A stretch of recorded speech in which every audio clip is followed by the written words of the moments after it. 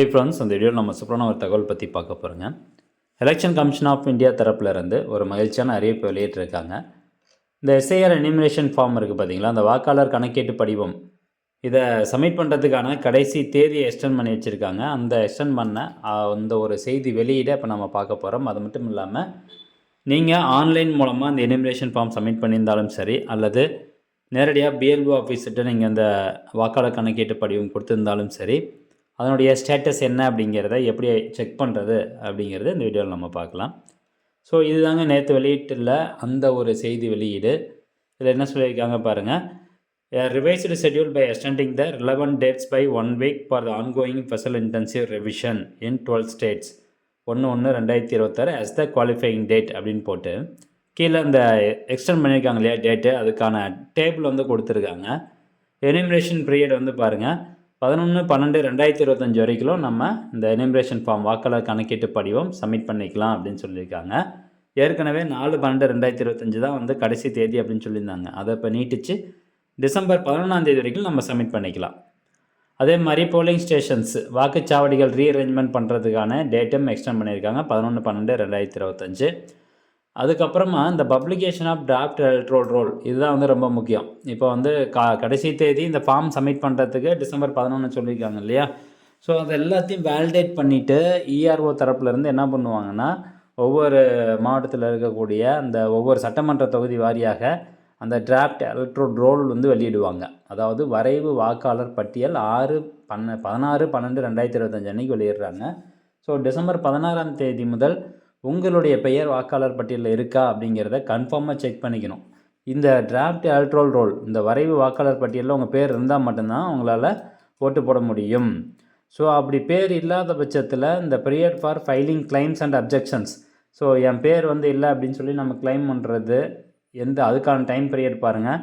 December 16 ஜனவரி 15 நீங்கள் கரெக்டாக அவங்க என்ன ப்ரூஃப்லாம் கேட்குறாங்களோ அதெல்லாம் கொடுத்து கிளைம் வந்து பண்ணிக்கணும், அப்ஜெக்ஷன் வந்து பண்ணிக்கணும். அது நீங்கள் ஆன்லைன் மூலமாக கூட பண்ணலாம், அல்லது நேரடியாக பிஎல்ஓ ஆஃபீஸர் மூலமாக வந்து பண்ணலாம்.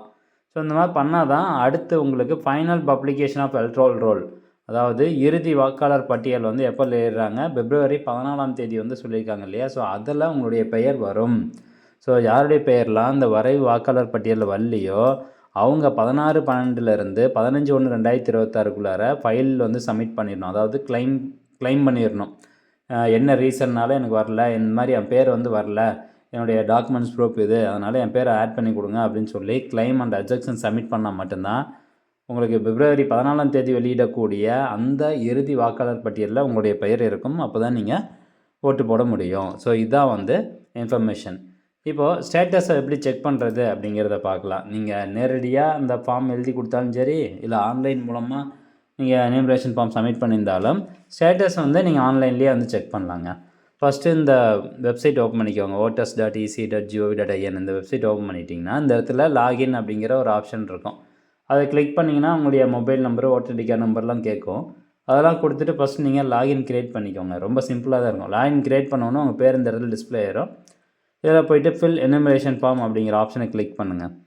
இதில் தமிழ்நாடு அப்படிங்கிறத செலக்ட் பண்ணிவிட்டு உங்களுடைய ஓட்டர் ஐடி கார்டு நம்பர், இப்போ நான் ஒரு நபர் வந்து ஆஃப்லைன் மூலமாக, அதாவது நேரடியாக பிஎல்ஓ ஆஃபீஸர்கிட்ட அந்த ஃபார்ம் எழுதி கொடுத்துருந்தார் அப்படின்னா அவருக்கான ஸ்டேட்டஸ் எப்படி டிஸ்பிளே ஆகும் அப்படிங்கிறத சொல்லிடுறேன்.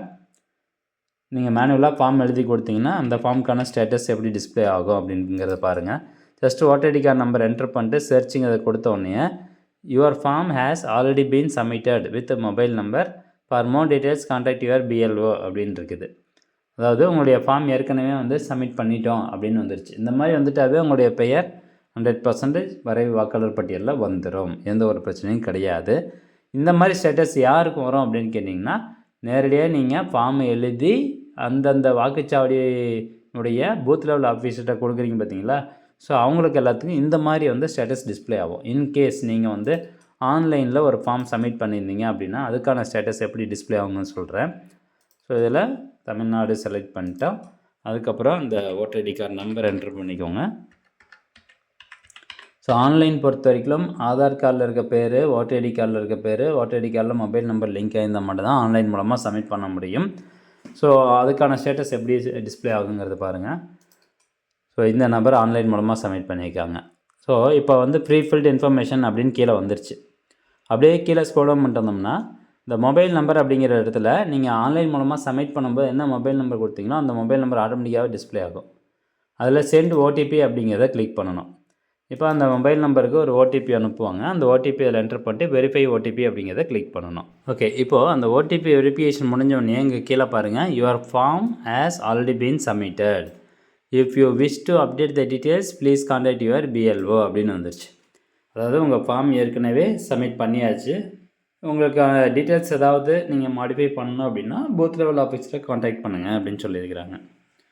ஸோ இதுதான் வந்து இன்ஃபர்மேஷன். ஆன்லைன் மூலமாக ஃபார்ம் சப்மிட் பண்ணிங்கன்னா உங்களுக்கு இந்த மாதிரி தான் ஸ்டேட்டஸ் டிஸ்ப்ளே ஆகும். இந்த மாதிரி ஸ்டேட்டஸ் டிஸ்ப்ளே ஆயிடுச்சுனாவே உங்களுடைய பெயர் அந்த வரை வாக்காளர் பட்டியலில் வந்துடும். ஸோ இப்படி தான் ஸ்டேட்டஸ் வந்து செக் பண்ணிக்கணும் அப்படின்னு சொல்கிறாங்க.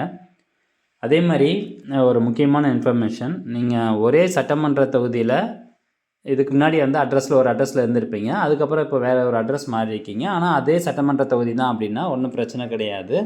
நீங்கள் ஃபார்ம் 8 எழுதி கொடுத்து அட்ரஸ் எதுவும் மாற்றணும் அப்படிங்கிற அவசியம் கிடையாது.